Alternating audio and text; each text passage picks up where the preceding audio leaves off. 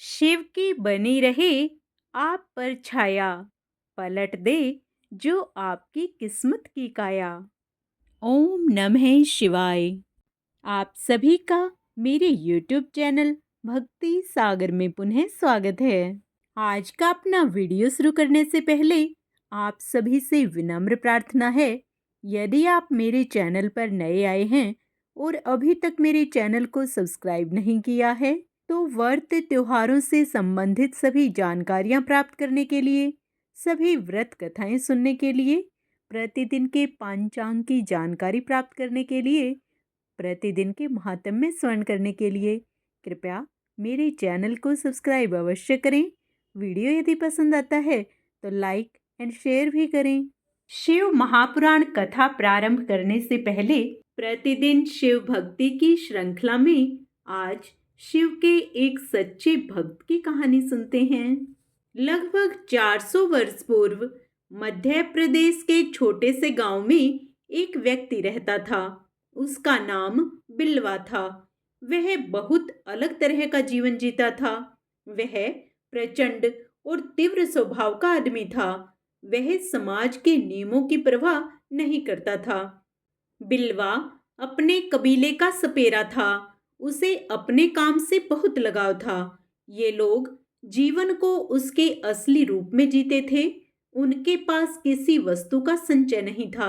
उनके पास कोई धन या संपत्ति आदि नहीं थी।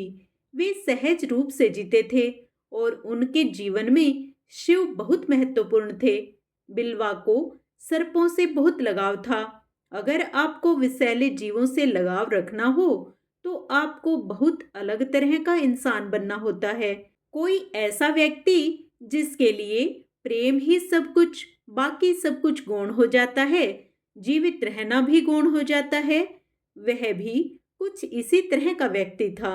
एक ऐसा व्यक्ति जो सामाजिक ढांचे में कभी फिट नहीं हुआ और उसे एक विद्रोही की तरह देखा जाता रहा। उसके अनेक विद्रोही कर्मों में से एक यह भी था कि वह जाति प्रथा की कदर नहीं करता था। इस कारण बहुत कम आयु में ही उसे पेड़ से बांधकर सांप से कटवाकर मृत्यु का दंड दिया गया। वह शिव का परम भक्त था। हमारा मंत्र शंभो उसी युग से आया है। उस समय आप उसे सही मायने में कोई आध्यात्मिक साधक नहीं कह सकते थे। वह एक भक्त था, परंतु सही मायने में एक आध्यात्मिक साधक नहीं था। अपने जीवन के उन अंतिम क्षणों में उसने अपनी श्वास पर ध्यान दिया। सर्प का विष हृदय तंत्र पर अपना प्रभाव दिखाता है। रक्त गाढ़ा हो जाता है और हृदय व श्वसन तंत्र के लिए अपना काम करना कठिन हो जाता है और फिर वे काम करना बंद कर देते हैं। सारे शरीर में जहर फैल गया था और मृत्यु कुछ ही मिनटों की दूरी पर रह गई थी। वह उस समय अपने शरीर से जाती श्वास को देखने के सिवा कुछ नहीं कर सकता था। यह एक सजग व सचेतन घटना की बजाय एक संयोग था। यह एक साधना की बजाय एक अनुग्रह था।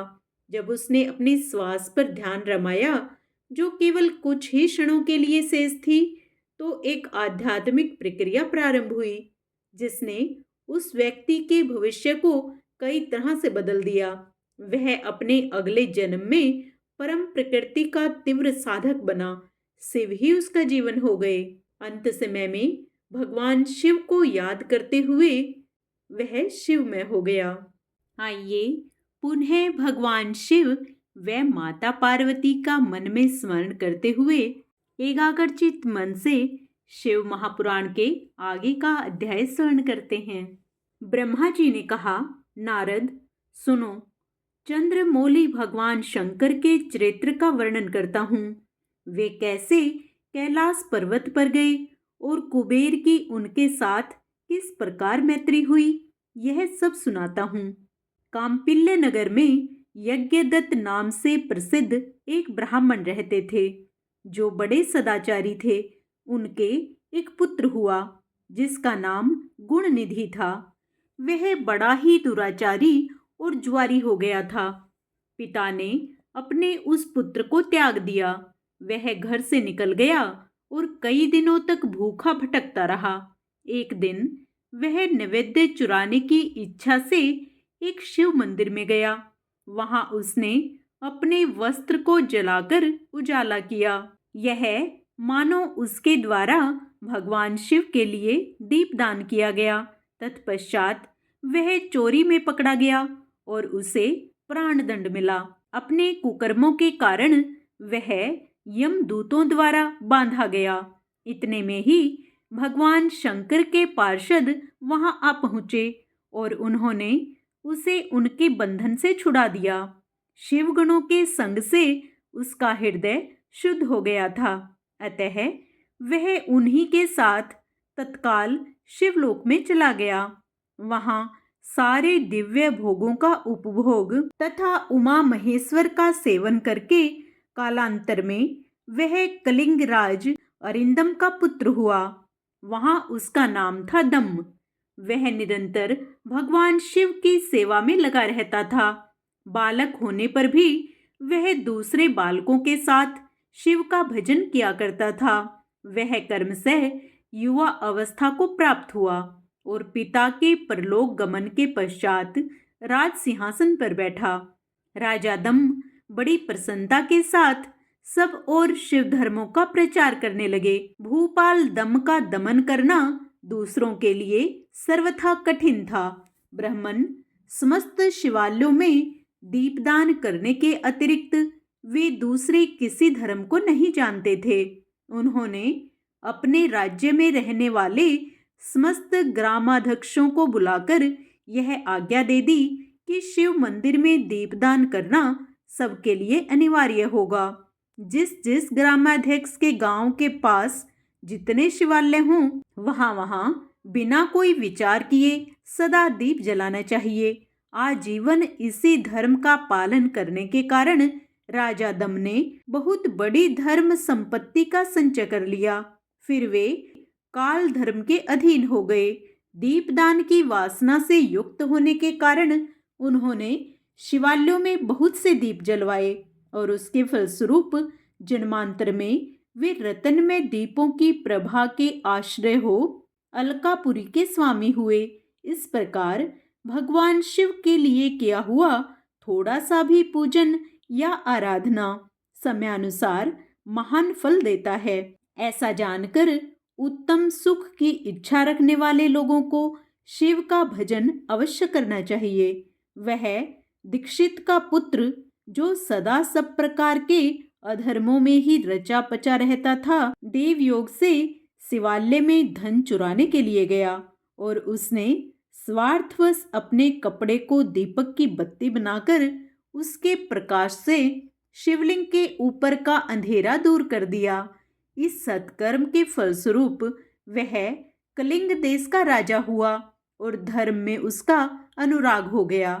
फिर दीप की वासना का उदय होने से शिवालयों में दीप जलवाकर उसने यह दिक्पाल का पद प्राप्त कर लिया। मुनीश्वर, देखो तो सही, कहाँ उसका वह कर्म और कहाँ यह दिक्पाल की पदवी जिसका यह मानव धर्मा प्राणी इस समय यहाँ उपभोग कर रहा है। तात, यह तो उसके ऊपर शिव के संतुष्ट होने की बात बताई गई।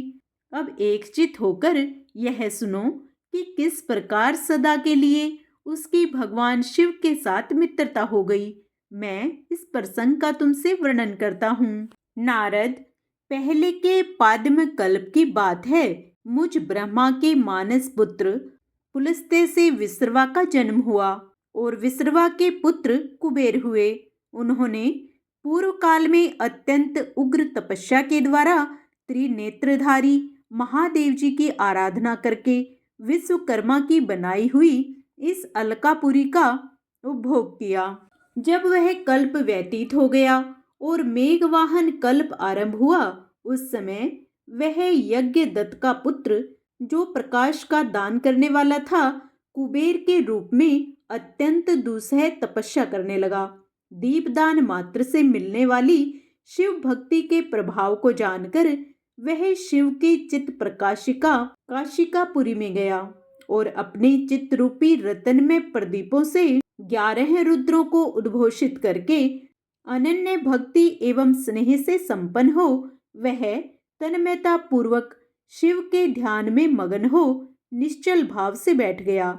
जो शिव की एकता का महान पात्र है, तप रूपी अग्नि से बढ़ा हुआ है, काम क्रोध आदि महाविघन रूपी पतंगों के आघात से शून्य है, प्राण निरोध रूपी वायु शून्य स्थान में निश्चल भाव से प्रकाशित है, निर्मल दृष्टि के कारण स्वरूप से भी निर्मल है तथा सद्भाव रूपी पुष्पों से जिसकी पूजा की गई है, ऐसे शिवलिंग की प्रतिष्ठा करके वह तब तक तपस्या में लगा रहा जब तक उसके शरीर में केवल अस्थि और चर्म मात्र ही अवशिष्ट नहीं रह गए। इस प्रकार उसने 10,000 वर्षों तक तपस्या की। तदंतर विशालाक्षी पार्वती देवी के साथ भगवान विश्वनाथ कुबेर के पास आए। उन्होंने प्रसन्न चित्त से अलकापति की ओर देखा। वे शिवलिंग में मन को एकाग्र करके काठ की भांति स्थिर भाव से बैठे थे। भगवान शिव ने उनसे कहा, अलकापते, मैं वर देने के लिए उद्यत हूँ, तुम अपना मनोरथ बताओ। यह वाणी सुनकर तपस्या के धनी कुबेर ने जो ही आंखें खोलकर देखा, त्यों ही उमा वल्लभ भगवान श्रीकंठ सामने खड़े दिखाई दिए। वे उदय काल के सहस्त्रों सूर्यों से भी अधिक तेजस्वी थे और उनके मस्तक पर चंद्रमा अपनी चांदनी बिखेर रहे थे। भगवान शंकर के तेज से उनकी आंखें चौंधिया गई, उनका तेज प्रतिहत हो गया और वे नेत्र बंद करके मनोरथ से भी परे विराजमान देव देवेश्वर शिव से बोले, नाथ, मेरे नेत्रों को यह दृष्टि शक्ति दीजिए जिससे आपके चरणार विंदों का दर्शन हो सके। स्वामिन, आपका प्रत्यक्ष दर्शन हो, यही मेरे लिए सबसे बड़ा वर है। ईश, दूसरे किसी वर से मेरा क्या प्रयोजन है। चंद्रशेखर, आपको नमस्कार है। कुबेर की यह बात सुनकर देवाधिदेव उमापति ने अपनी हथेली से उनका स्पर्श करके उन्हें देखने की शक्ति प्रदान की। दृष्टि शक्ति मिल जाने पर यज्ञदत्त के उस पुत्र ने आंखें फाड़ फाड़ कर पहले उमा की ओर ही देखना आरंभ किया। वह मन ही मन सोचने लगे, भगवान शंकर के समीप यह सर्वांग सुंदरी कौन है? इसने कौन सा ऐसा तप किया है जो मेरी भी तपस्या से बढ़ गया है? यह रूप, यह प्रेम, यह सौभाग्य और यह असीम शोभा सभी अद्भुत है। वह ब्राह्मण कुमार बार बार यही कहने लगा। जब बार बार यही कहता हुआ वह क्रूर दृष्टि से उनकी ओर देखने लगा, तब वामा के अवलोकन से उसकी बाईं आंख फूट गई। तदंतर देवी पार्वती ने महादेव जी से कहा, प्रभु, यह दुष्ट तपस्वी बार बार मेरी ओर देखकर क्या बक रहा है? आप मेरी तपस्या के तेज को प्रकट कीजिए। देवी की यह बात सुनकर भगवान शिव ने हंसते हुए उनसे कहा, उमे, यह तुम्हारा पुत्र है। यह तुम्हें क्रूर दृष्टि से नहीं देखता, अपितु तुम्हारी तप संपत्ति का वर्णन कर रहा है। देवी से ऐसा कहकर भगवान शिव पुनः उस ब्राह्मण कुमार से बोले, वत्स, मैं तुम्हारी तपस्या से संतुष्ट होकर तुम्हें वर देता हूँ। तुम निधियों के स्वामी और गहकों के राजा हो जाओ। सुवर्त, यक्षों, किन्नरों और राजाओं के भी राजा होकर पुण्य जनों के पालक और सबके लिए धन के दाता बनो। मेरे साथ तुम्हारी सदा मैत्री बनी रहेगी और मैं नित्य तुम्हारे निकट निवास करूंगा। मित्र, तुम्हारी प्रीति बढ़ाने के लिए मैं अलका के पास ही रहूंगा। आओ, इन उमा देवी के चरणों में साष्टांग प्रणाम करो, क्योंकि ये तुम्हारी माता हैं। महाभक्त यज्ञदत्त कुमार, तुम अत्यंत प्रसन्नचित्त से इनके चरणों में गिर जाओ। ब्रह्मा जी कहते हैं, नारद, इस प्रकार वर देकर भगवान शिव ने पार्वती देवी से फिर कहा, देवेश्वरी, इस पर कृपा करो। तपस्विनी, यह तुम्हारा पुत्र है। भगवान शंकर का यह कथन सुनकर जगदम्बा पार्वती ने प्रसन्न चित्त हो यज्ञदत्त कुमार से कहा, वत्स, भगवान शिव में तुम्हारी सदा निर्मल भक्ति बनी रहे। तुम्हारी बाईं आंख तो फूट ही गई, इसलिए एक ही पिंगल नेत्र से युक्त रहो। महादेव जी ने जो वर दिए हैं वे सब उसी रूप में तुम्हें सुलभ हों। बेटा, मेरे रूप के प्रति ईर्ष्या करने के कारण तुम कुबेर नाम से प्रसिद्ध होगे। इस प्रकार कुबेर को वर देकर भगवान महेश्वर पार्वती देवी के साथ अपने विश्वेश्वर धाम में चले गए। इस तरह कुबेर ने भगवान शंकर की मैत्री प्राप्त की और अलकापुरी के पास जो कैलाश पर्वत है वह भगवान शंकर का निवास हो गया। आगे का अध्याय हम अपने कल के वीडियो में श्रवण करेंगे। पूर्ण पुण्य लाभ प्राप्त करने के लिए आप उसे भी अवश्य सुने। आइए अब भगवान शिव की प्रसन्नता प्राप्त करने के लिए भगवान शिव की आरती करते हैं। ओम जय शिव ओंकारा, प्रभु हरि शिव ओंकारा, ब्रह्मा विष्णु सदा शिव अर्धांगी धारा। ओम हरे हरे हरे महादेव, एकानन चतुरानन पंचानन राजे, हंसानन गरुड़ासन वृषवाहन साजे। ओम हरे हरे हरे महादेव, दो भुज चार चतुर्भुज, दस भुज ते सोहे, तीनों रूप निरखता त्रिभुवन जन मोहे।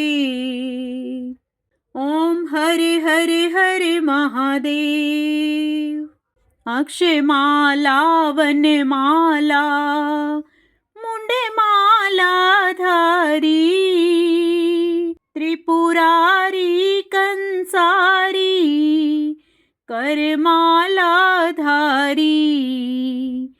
ओम हरे हरे हरे महादेव, श्वेतांबर पीतांबर वाघांबर अंगे, सनकादिक ब्रह्मादिक भूतादिक संगे। ओम हरे हरे हरे महादेव, करमथे चकमंडलू चक्र त्रिशूल धरता, जग करता जग हरता जग पालन करता। ओम हरे हरे हरे महादेव, ब्रह्मा विष्णु सदा शिव जानत अविवेका, प्रणवाक्षर के मध्य यह तीनों एका। ओम हरे हरे हरे महादेव, त्रिगुण शिव जी की आरती जो कोई नर गावे, कहत शिवानंद स्वामी मनवांछित फल पावे। ओम हरे हरे हरे महादेव। ओम नमः शिवाय।